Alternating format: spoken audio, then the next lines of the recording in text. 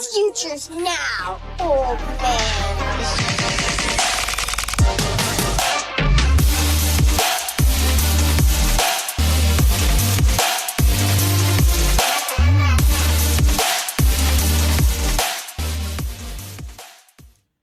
What it do, scabba-dabba-doo. This is the Future First podcast where we help you win today with the Future First mindset. I'm your co-host Jmac here with my co-host Jose. What's going on, dude? What's up, Jmac? I'm good, man. How you been? I've been good, man. I was got done watching the Thursday Night Football last night, and Scattaboo went off. Jackson Dart looked good too, man.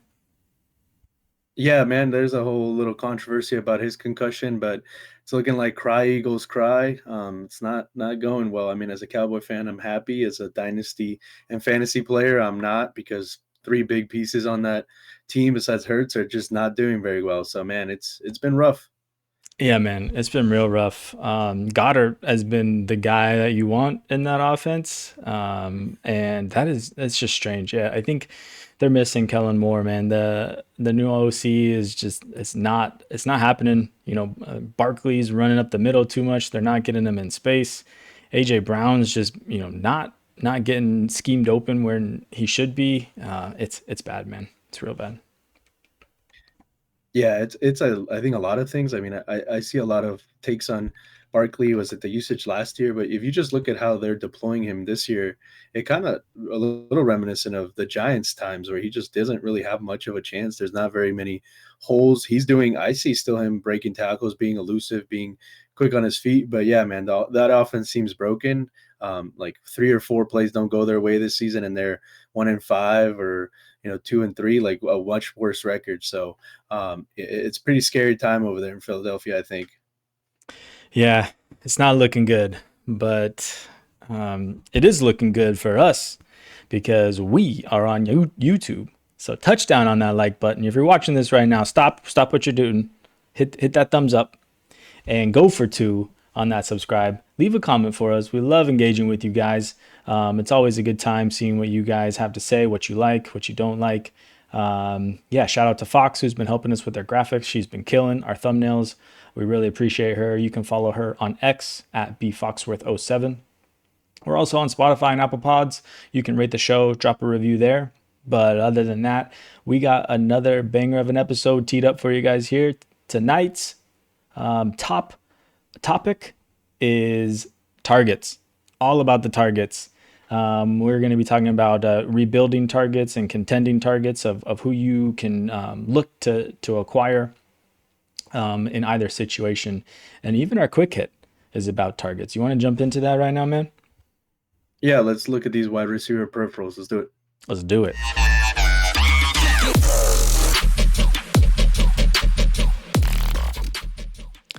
All right, we are jumping into some wide receiver peripherals here. And on the screen here, I have 40 pass catching players who are sorted by their targets per route run. And this is a minimum of 150 routes ran. So that's why there's only 40 of them. And this is weeks 1-5 for the 2025 season. And if you're looking here on YouTube, you'll see a lot of familiar names at the top who make sense. They're doing really well already this year, and you might be have a keen eye looking down at the bottom and see some people down at the bottom that were probably drafted in the earlier rounds here of your redraft leagues and possibly even your dynasty startups. But also, what we have here are number of receptions that are color coded from green to red from high to low, the number of routes ran, the number of targets each player has had, their TDs, which just kind of gives you an idea of how efficient they've been in fantasy points, so you can kind of gauge if they've been overperforming or not. Again, yards too, and then we have their yards per route run and targets per route run. Let's go over the top 5 players here. And again, these are ranked in order of targets per route run. So these guys are seeing a ton of targets. especially in relative to how many routes they've been running. And those top 5 guys in order are starting with number 1, Puka Nacua. No surprise there. Then we got Jake Ferguson, which is a little bit of a surprise for me, but I guess with CD Lamb out, someone's got to get the targets out there. And, it kind of seems that George Pickens just isn't that kind of target earner. Third, Keenan Allen. Fourth, Chris Olave. And fifth, Christian McCaffrey. He's gonna die. He's gonna die out there. What do you see with these top 5 guys, man? Yeah, I mean, some of the things you were kind of talking about. I mean, Christian McCaffrey has ran more routes than everybody on the top 5 list besides Chris Olave. And he's gotten already, 50 targets almost basically from the running back position. At this point, he's just their running back one and their wide receiver one basically until, they get some people healthy over there. So that's pretty wild. Ferguson is a necessary evil. That's always been, Dak has always kind of done pretty well with his tight ends. I mean, when you look at his yardage, is kind of comical compared to a Puka or some of these other guys. How much lower his yardage is than some of these other guys based on how many targets he's got and how many routes he's run. But yeah, I mean the other guys, Chris Olave is. If you have him in PPR, I guess it's been okay, but like you don't feel like he should be in a top 5 of pretty much anything. But here he is. This is what the stats tell us. And yeah, man, I mean, obviously Puka is, on a pace for a historic season. I mean, he might be going for all sorts of records. I mean, some that he set himself, but records that have been standing for a long time, man. And if he stays healthy, I don't really see, if he and Matthew Stafford stay healthy, why he probably doesn't, blow past a lot of these records. Yeah, he has, pretty much twice as many yards as any of these other top 5 guys on here. And I mean, it makes sense. He is the what everyone else is striving to be in in this table. He is the darkest of green, which means he is the best in all of these, in receptions, targets, yards per route run, targets per route run. If we would filter by any of those, he's going to be at the top, which is just insane. Especially when you see number 7, Devontae Adams, on this list as well, who has a 0.25 yards per route run and a 2.02 yards per route run. So that offense just runs through them too, and Kyron Williams. I mean, they are extremely concentrated in what they want to do. And yeah, I mean, if they stay healthy, like the Rams are slinging the ball, and they're just going to continue to go with that. I wanted to bring up a couple of guys here that I saw that were a little bit interesting here at the top. I thought Garrett Wilson, 0.23 with 2.02 yards per route run, on 382 yards, only on 44 targets, and he has had 4 touchdowns. He's doing work. And again, just like the Rams, like a very concentrated offense, with him and Breece Hall, and that's it. I mean, Mason Taylor is getting involved, but I think he's a great buy, because he's still. I don't feel like the market has really caught up to what he's doing and producing. What do you think about that? Yeah, no, he's definitely been a guy. I think this is kind of what we've been hoping for Garrett Wilson, right? I think it was 2 years ago, right? The first Aaron Rodgers season when he tore his Achilles on like the first, play, whatever it was. I remember he was going late first, or, creeping up. Then there, people were really excited. I think this is the elite player. I mean, you're still, I think, even scratching the surface, even for like, since most of our episode today is going to be Dynasty focused. You hope that they can do something even better than Justin Fields. I don't know if Justin Fields is going to play himself to continue to be the quarterback, but you see what Garrett Wilson can be, right? Like the ability, the percentage of targets that he's commanding now, right? He's got the big contract, he's secure. So he's definitely a guy that you're looking to buy and buy into. It's always a little scary what the Jets are going to do, how they're going to mess up their quarterback room, but him and Justin Fields seem to have a good connection. Hmm. At the end of the day, like that Cowboys game, it doesn't really matter if it came in garbage time. The points count the same if they come in the first quarter than the fourth quarter. So he found the way to get it done. And a couple other names that stood out to me as well were some of the big names. I'm surprised to see Chase. Chase is right outside the top five. He's at number 6.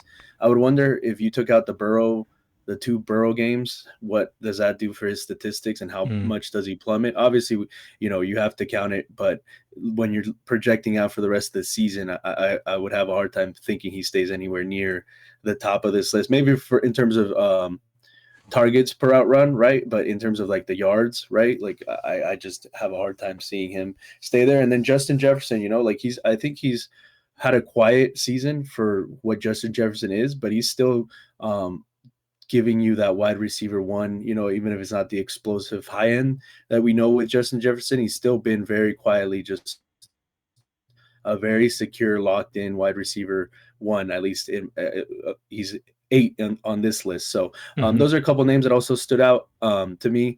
And yeah, I mean, it's wild that just to go back to it for a second, like the only non-wide receiver, right? There's a couple tight ends on here, but the fact that Christian McCaffrey makes this list as a running back, it's still boggling to me when I'm looking at these numbers. Like, wow, like it is incredible what he's doing, to be honest. Yeah, yeah, he's definitely on a contenders buy list if you can get him, but he's probably already on a contending team, so that's probably a little bit out of reach.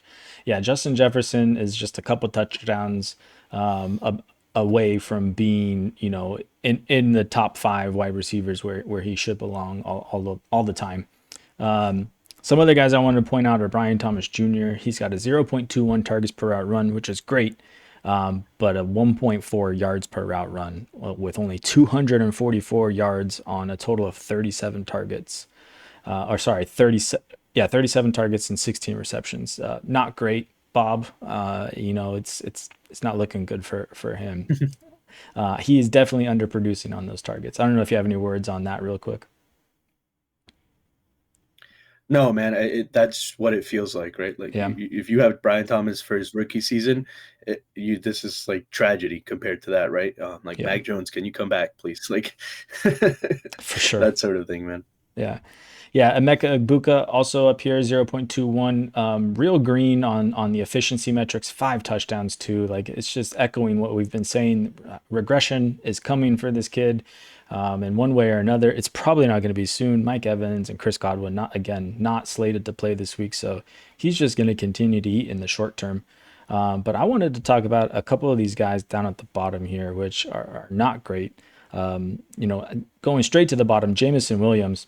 0.13 targets per route run, 1.48 yards per route run.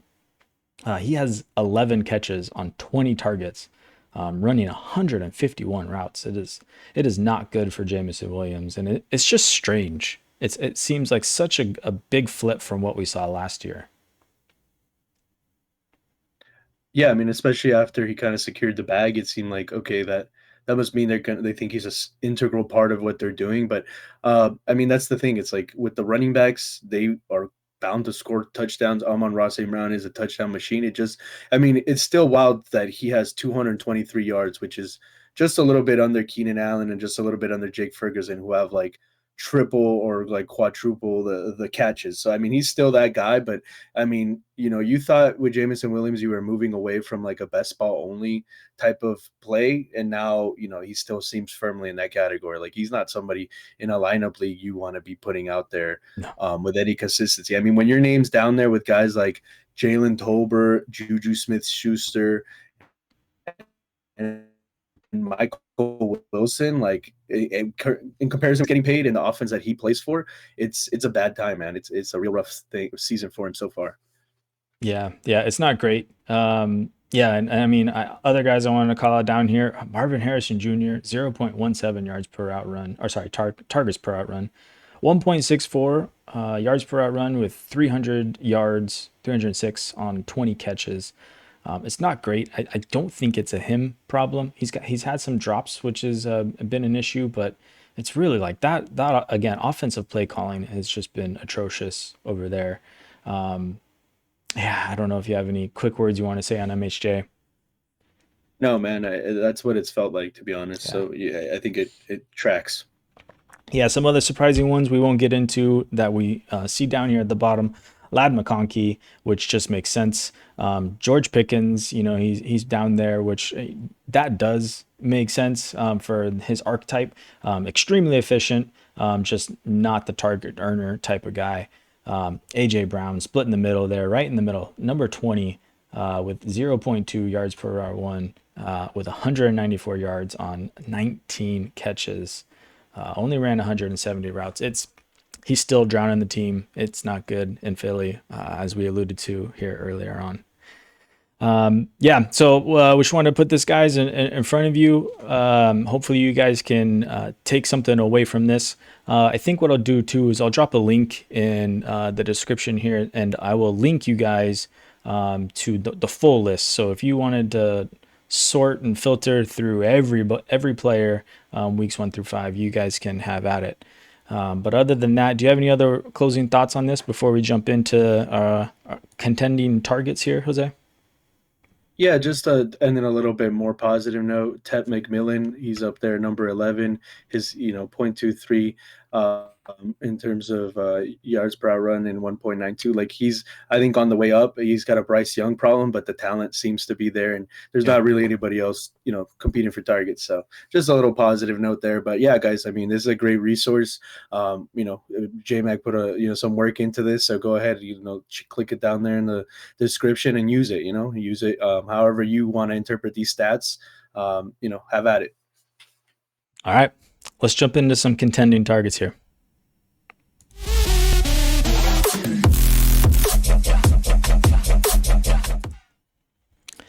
All right, man. We are in week 6 now of the fantasy football season, and it's we've been talking about what to do in certain situations here, and we've been talking about what moves to make more generally. How to craft those type of trades, and where you're looking to move to buy, where you're looking to move to sell. And here we're going to start putting some names to those moves. So we went on to Fantasy Calc, and they have their top contending targets. I think if you go to their research tab, you can see trade targets, and under there you'll see top contending targets and top rebuilding targets. And what they do is they take the dynasty value and they subtract it from their redraft value. So if a player has a high difference between those two, if their redraft value is a lot higher than their dynasty value, then that means they're a contending target. You want them on your team because they're more useful to you in the immediate future, and they don't really have a whole lot of dynasty value. And the vice versa is true on the inverse of that, right? So when you have a higher dynasty value than you do a redraft value, that makes you have more future value than you do immediate value. So that makes them a rebuilding target. So let's get into some top contending targets here. Jose, do you want to lead us off with one of your favorites on this list here, man? Yeah, I think somebody, according to their list, shout out to Fantasy Calc, like you said, it's a free resource, right? Or is this, they don't have It any is. paid subscription, right? Yeah, so this is anything you guys can access anytime, guys. It's a trade calculator, but they have a lot of cool stuff. Their Twitter is also pretty good follow. So just shout out to them since we're using their their resources. But for me, uh, this list is highly populated, at least the top 7 by running backs, which I think makes sense, right? I mean, those are usually the harder things to come by. But for me, it's Josh in workload. Sorry, in his team, there's nobody pushing him for targets, and he's had the opposite of last year, where he's had a bit of touchdown regression to like a very low amount, where he was barely scoring touchdowns. It seemed like. So I think he's due for more touchdowns and just more continued work, right? Like a workhorse. That offense smells like it's going to be pretty good. And I think he's not one of those high end pieces. He's not performing at such a high level where somebody might not want to let go of him, right? Like some of the other guys, like a Jonathan Taylor or a CMC, who are above him on the list. I think he's definitely a buy candidate for me. I've been trying to throw a first and something else on top of him to get him from some teams that might be not doing as well. But he's definitely the first name that sticks out on the list. Yeah, that's a good call. I like it too, just because he's still relatively young compared to some of these other guys. 27 years old. You might get another year or two out of him too. And plus, it's like in the Green Bay offense, they don't really have like solidified pass catching options. It's kind of like a wide receiver by committee over there. So they seem like a run first type team. And Josh Jacobs is heading that backfield. So that makes a ton of sense. I like the moves where you can get those guys that are relatively cheap, but still give you some sort of dynasty value. Like it doesn't feel like you're buying like Derrick Henry at 32 years old or Christian McCaffrey at 29, where they could be done in the very next year. I would bucket him and Jonathan Taylor together, but Josh Jacobs is probably half the price of Jonathan Taylor right now, and he's probably giving you 80% of the production that JT's giving you. Yeah, I think the one of the names that stands out to me on this list, me, I always love a good bargain. So I'm gonna go out and I'm gonna go shopping for Javonte Williams, which is just weird to say because at the beginning of the season, I would have just been out altogether on him, unless it was hard. I've been burned by him in the past, so I think I carry a little bit of resentment of trying to go all in on him. And what we've seen from Dallas backfields in past, it just didn't give me a lot of hope that he could rise to be what he was drafted to be. But here he is, man. He's killing it. I mean, he is the RB17 on Fantasy Calc's dynasty value, and I'm pretty sure his redraft value, he's probably like in the top 10 of running backs out there. Yeah, and I think you can go get him for a first right now. I think a lot of people will send him away for a contenders first, and I think that's a really smart move. I have an offer out right now for that to happen. I don't know if the guy just hasn't seen it or what, but he's the first guy that kind of stands out to me on this list. I think I asked you the other day. I was like, "Hey, would you send a contenders first for Javonte Williams?" And you were like, "Yeah, I think I would." So tell me your thoughts on him, man. Yeah, 100%. He feels like a guy that's, and the best thing I think about a Javante Williams, unless somebody bought in real early in the season or somebody bought in like preseason, is that he's a good chance he's not on another contenders team, right? Which makes him easier to acquire. And of the people on this list of that are not underperforming, like some guys like Saquon and Derrick Henry, who they're a little bit scarier. They're definitely more elite assets, but they're underperforming. He's the cheapest guy, right? And I don't think there's a worry. Miles Sanders today got placed on IR. He's gone.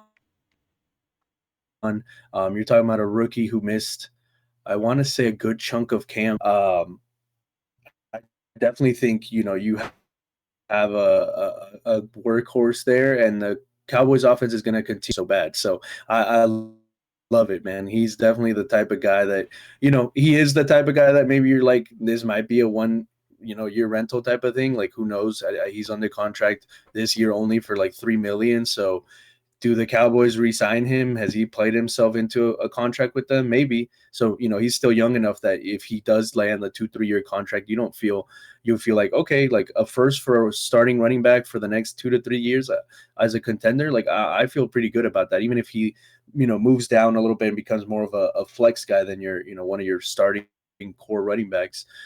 He's the type of glue piece that really helps contending teams. So I'm definitely all about it. Another name kind of moving into some older guys, like wide receivers. I think I'll just bunch these two guys together because I don't think you'll need more than one for either, like Cortland Sutton and Debo Samuel. I'm not scared of Terry. Like, let's just be honest, it's a scary season, but not with Terry. He hasn't played. He barely had any training camp. And he's still not playing. I don't think he's playing this week either. So now we're talking about 6 weeks into the season. He hasn't played. Deebo Samuel has looked good. He looks good with Jaden Daniels. It's a strong offense. So give me Deebo Samuel. I bought him in Toclan, and he popped off, and he would have definitely not been able to get him for a late second, especially it was a 2027 second. I definitely don't think I get that deal done now, but I think you could send a 2026 second, or maybe 2026 second and like a third. I don't think I'm paying a first unless I'm getting maybe something extra on top back. But him and Cortland Sutton feel like the same type of guys, right? Cortland Sutton's a little bit more secure, I think, with his contract that he got, but he's still older, and we're seeing, it's just like the running back age cliff. Like when it hits, it still hits. So, Cortland Sutton, wide receiver 1, tied to a good offense, good rookie. Second year Bo Nix. So, those two guys I kind of lump together, and those are perfect guys. Wide receiver 3s, like is to pull, your dynasty team over that hump.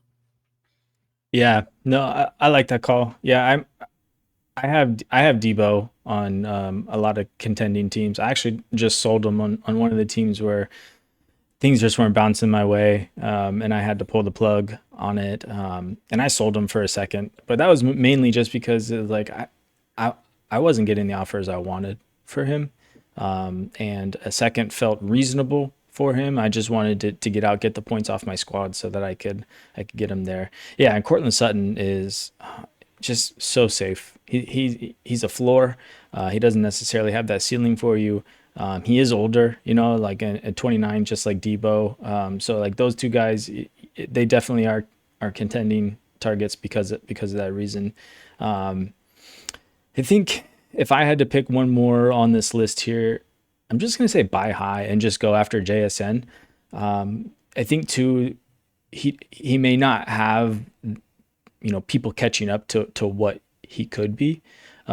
He's a rising star where I think he could be the wide receiver 1 on a season, not necessarily this season, but I think that he has that ceiling potential in him.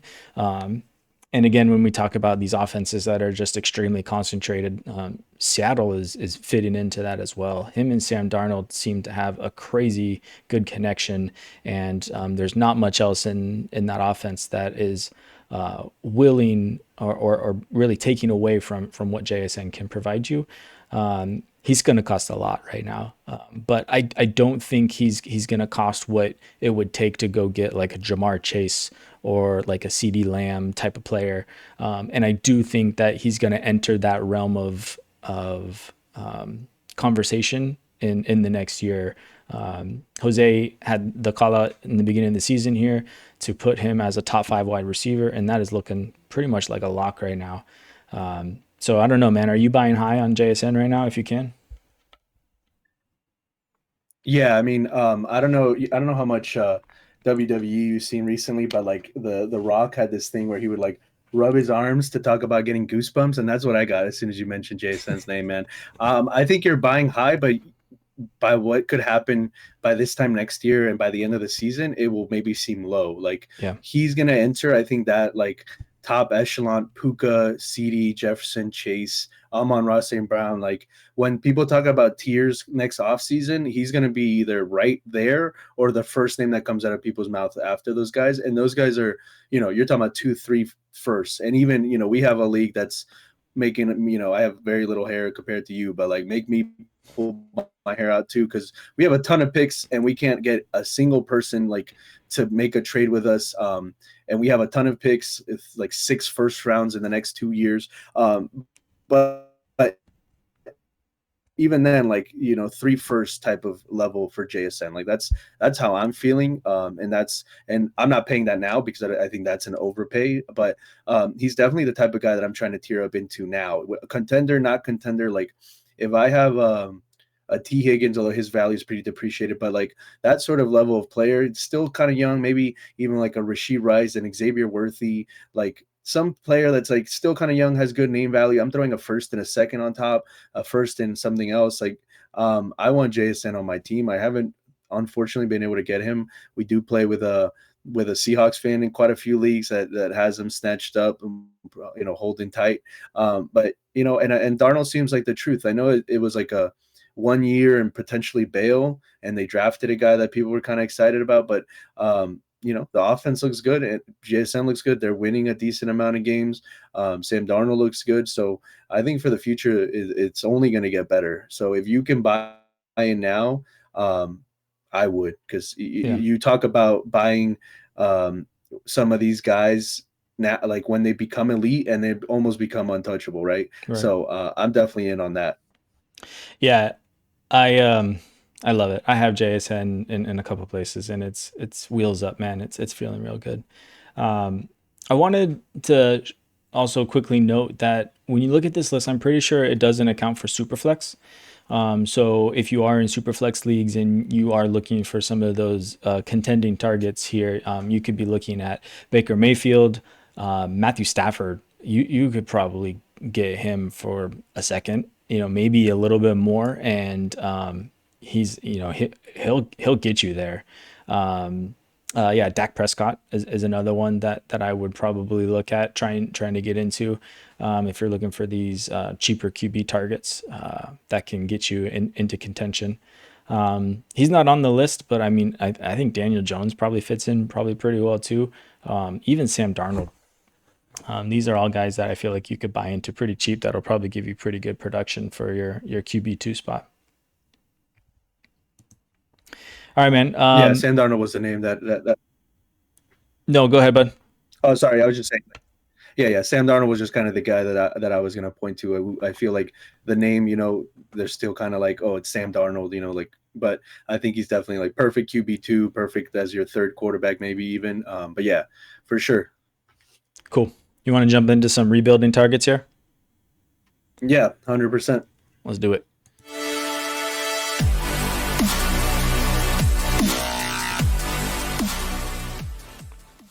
All right.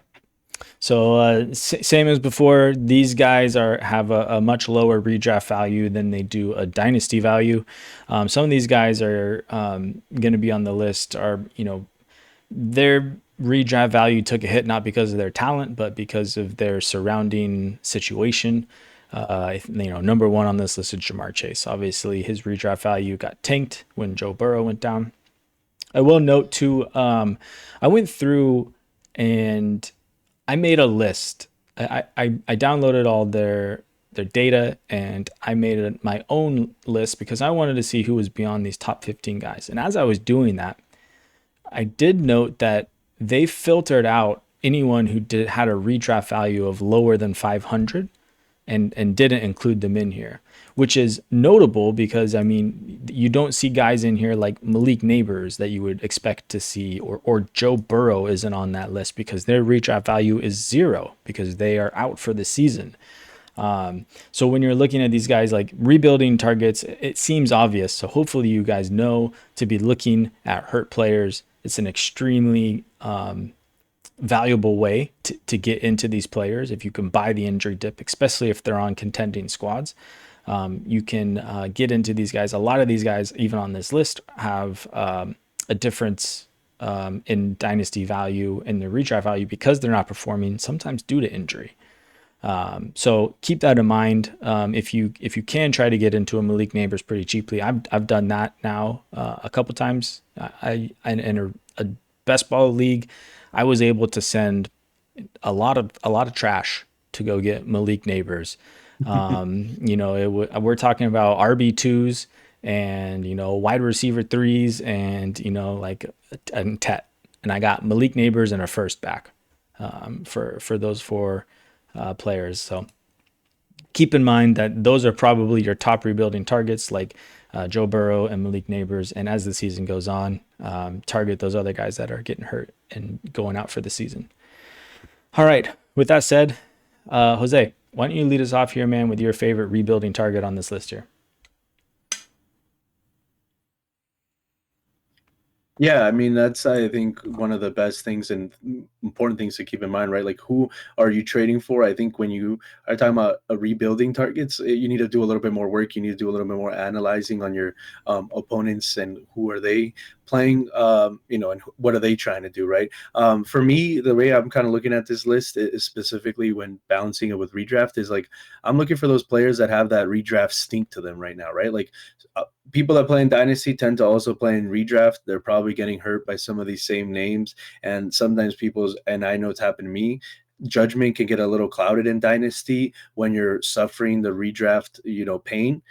So guys like Brock Bowers, who's been hurt, right? People drafted him very high in redraft.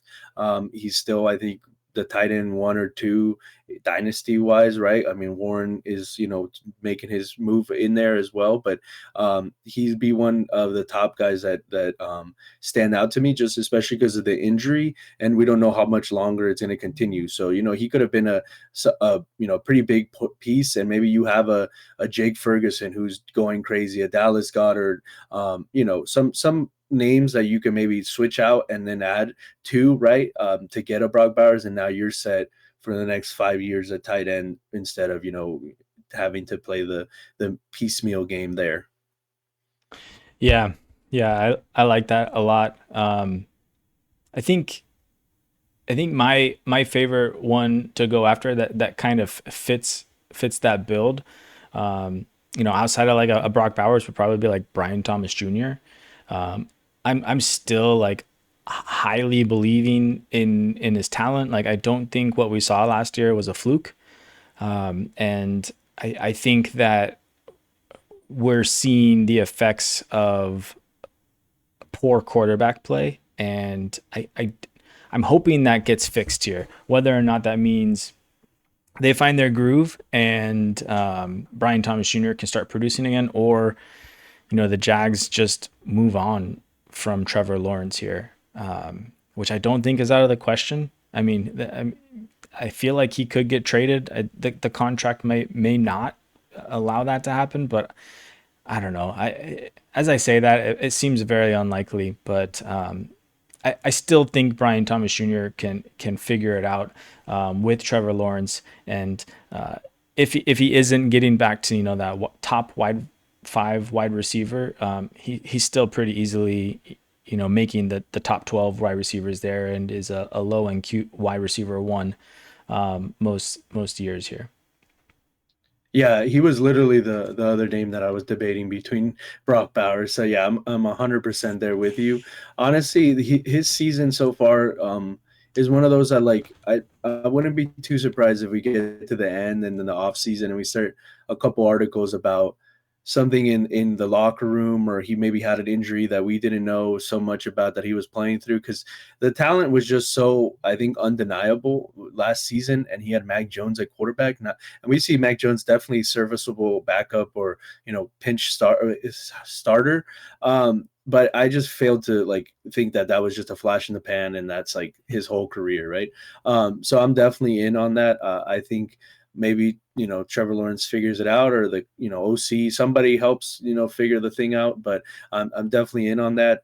I think another guy that kind of fits some of that same like underperforming wide receiver, and we kind of talked about it. So before, right, Ladd is definitely a guy that I'm looking to buy, and I'll lump him in with another guy from his draft class, Marvin Harrison Jr. Like those are just guys like I really believe in the talent. I think somebody might have Marvin Harrison Jr. and after this season they might just be like, all right, man, this guy's a bust. Like it's not going to happen, especially if the season continues the way it's going, where it's going to be like another ho hum type of season. Someone might just be like, this dude's a bust. Like he's not going to get it together. And we're seeing with JSN, right? Like what either an OC change or a different regime can do for you when you have the talent. And I think Marvin Harrison Jr.'s talent is still, to me, undoubted. Like I don't doubt that he has that in him, right? He has the ability to be an elite player in this league. And same with Ladd, right? Like we talked a little bit about Ladd last week, and in general, he's not a player who I'm super excited to see. But when he comes across these lists and he continues, we saw the graph earlier, his numbers, like someone's going to be really down on him. And as a rebuilder, a young wide receiver with a tied to one of the best quarterbacks in terms of arm talent in the league, that screams buy all day. So how are you feeling about those year I two love guys? both those calls. I think Marvin Harrison Jr. is going to be a year three breakout kind of guy. Especially if the Cardinals season continues the way that it's happening. I think there will be a coaching change. And yeah, like hopefully, we feel a lot better about the coach coming in there. And Marvin Harrison Jr. can make that year three leap. I still think there is some maturing that needs to happen there. He doesn't seem to have it altogether where I feel like he's realizing the his performance has an impact on his job, right? I think he still has this kind of thought that I have the name and that's going to get me to where I need to go. And I think that'll change. So I'm hoping that his value will drop enough to where he's going to be a screaming buy this offseason because I'm going to be all over it. And same with Lad. Like you said, we talked about it last on our debrief, the week 5 debrief, which, by the way, if you haven't been checking those out, plug into those. Those are a great fun way for Jose and I just to kind of spill our thoughts on players and what we're seeing in the games. But we were talking about Lad and how he is just one of these guys where people are going to forget about how good he is by the end of the season because he's just being overshadowed by Keenan Allen right now. And the recency bias is going to set in and his value is going to drop. The one thing that I don't know is how people are going to react to that. If people are going to be keen in knowing that his value is dropped but he's still a really good wide receiver, or if people are just going to, be so done with him that they just want to Baxter punt him off the bridge because they started him, every week and all he did was give you zeros. He AJ Browned you, as we like to say around here. But yeah, I love both those calls. I think you could even like lump T Higgins into that too. Like especially if he's on a contending squad, like that's an easy buy off of a contending squad, and you probably don't even have to throw picks at him. You could probably just go throw like someone who's overperforming at wide receiver, like or maybe not even overperforming. Someone who's just getting it done has a floor that is being able to get into a lineup like a Jerry Judy and a third, that might go get no, maybe not. Maybe you'd have to throw in like a second or something. I'm trying to think of another wide receiver right now that you could. Like Devonte Yeah, Adams? yeah, Devonte Adams. That's a good way. If you're rebuilding, you got Devonte Adams on your squad. Yeah, go send T Higgins for him. Another guy not on this list that I don't know what your thoughts on him would be like a DJ Moore. Like he's still young enough to where he could be in a new situation somewhere else and thrive. And it really feels like he's just not being utilized in the offense that he's at. What do you think about DJ Moore? Yeah, I think he's more of like a lukewarm. It's definitely a guy to maybe kick the tires on, just see what the price might be. Maybe it's deflated enough. But I think we've seen with DJ Moore what he is throughout his career. He's been in the league enough that I don't think he's really that sort of elite player. But if he's going to be your wide receiver three, your depth piece, I don't mind that at all, right? If you're coming out of a rebuild or you're starting to transition out of a rebuild to maybe a more contending situation, I don't mind that at all. And I mean, I just want to shout out this guy just so we can do the job. But our boy Travion, Hendo Gini, Let's go. I hope, at some point.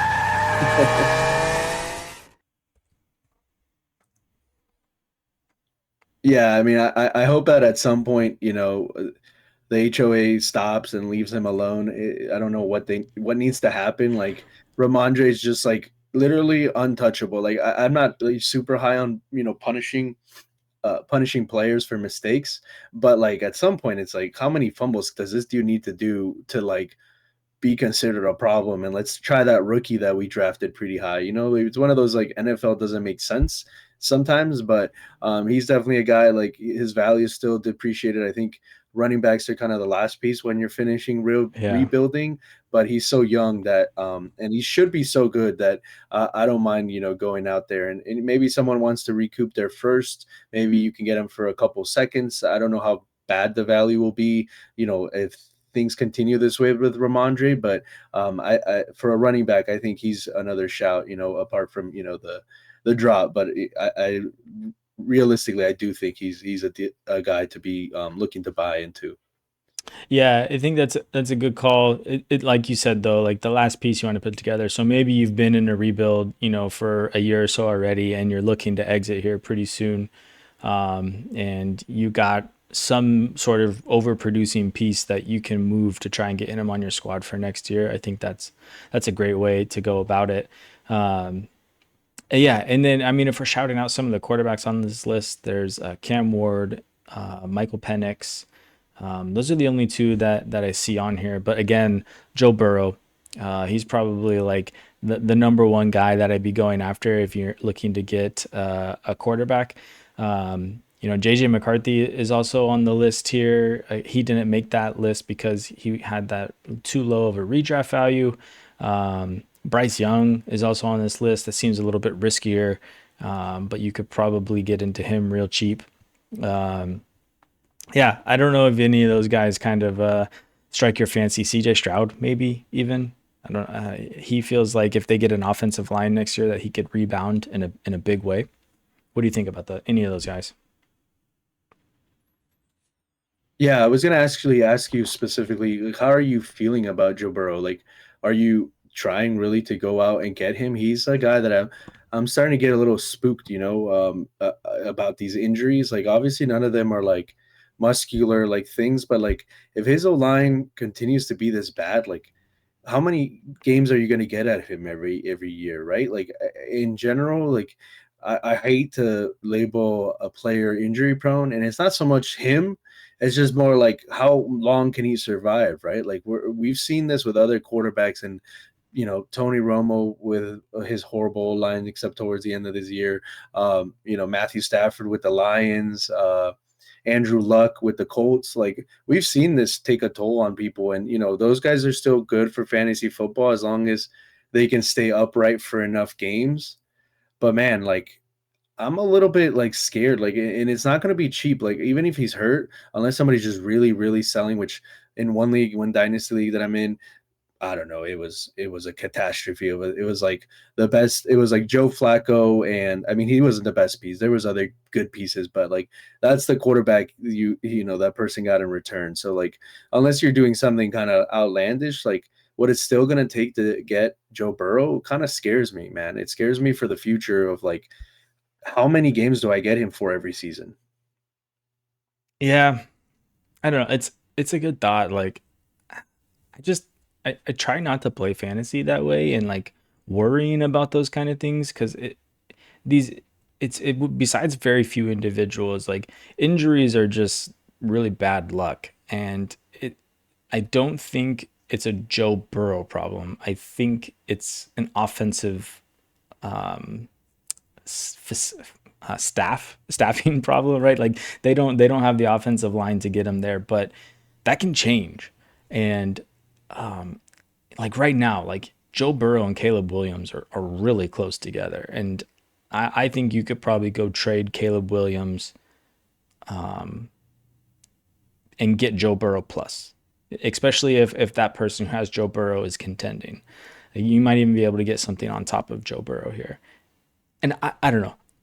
I see Joe Burrow as an elite quarterback. Maybe not necessarily for fantasy. We've seen him have that ceiling and he can get there. And I'm trying to get into those elite quarterbacks when I can. And this is just an opportunity to get into them. Over the last 30 days, his value has dropped by a first.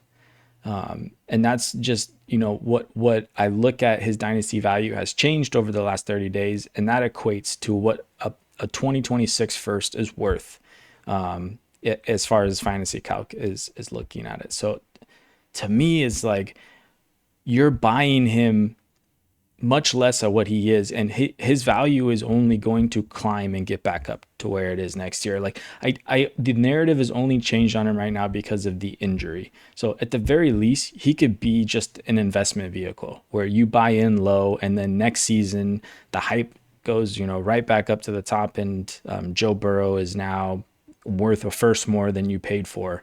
And you could just flip him to get that first right there. But I don't know. I'd like to buy into him just to have him on my squad and get into an elite QB in a cheap fashion.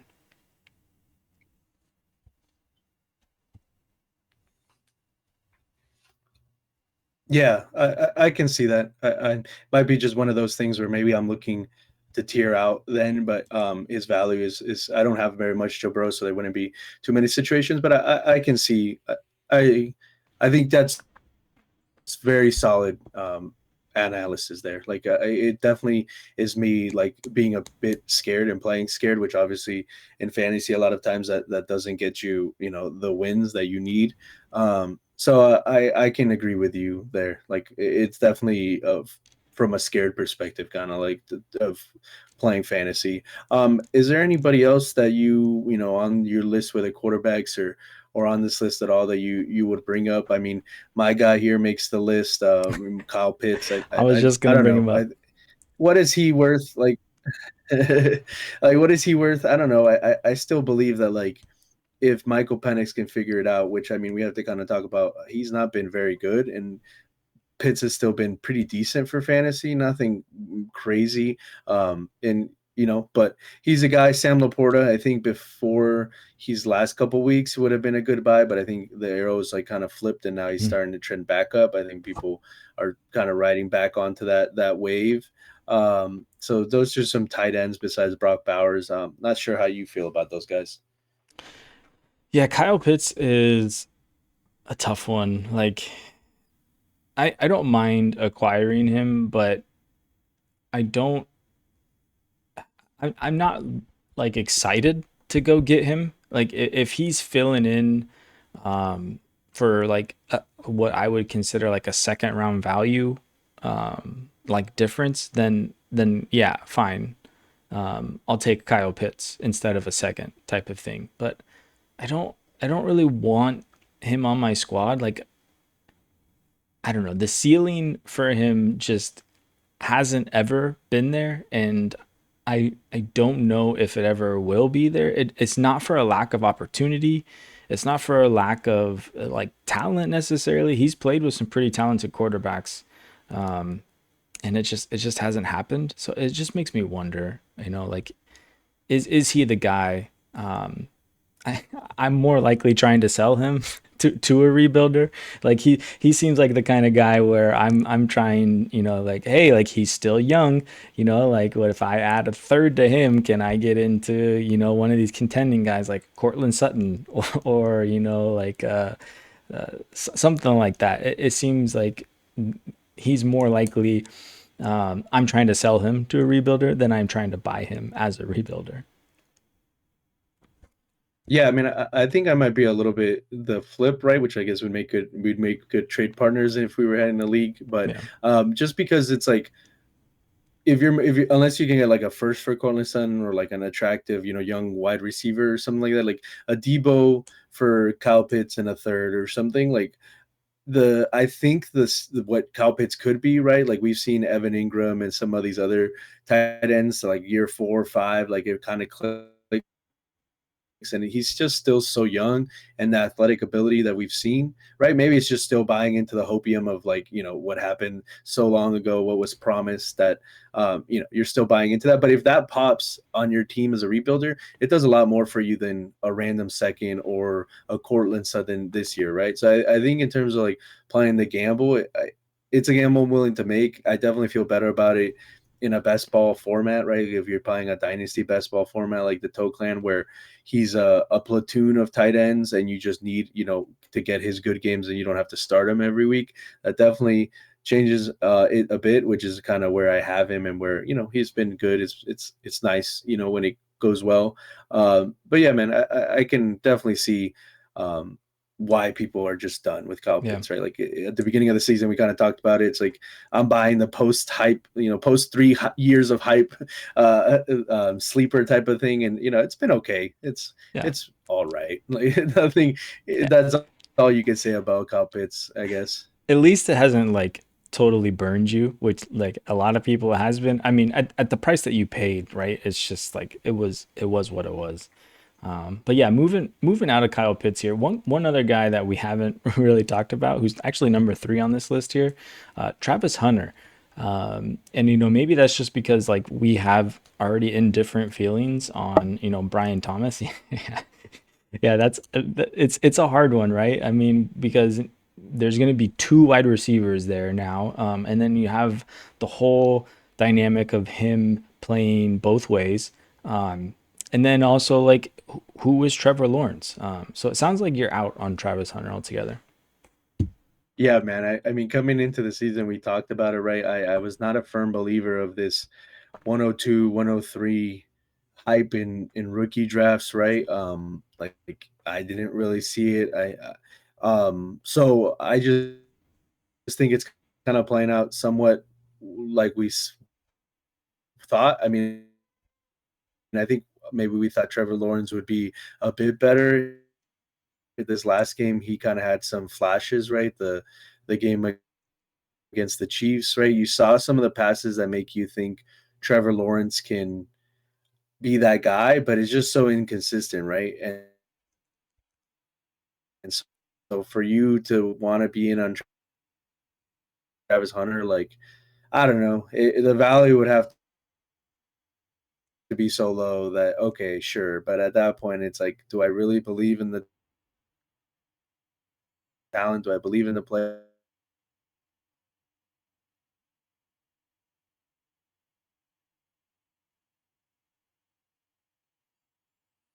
Yeah, yeah, that's always a tough one. I kind of am in the same. Like I don't.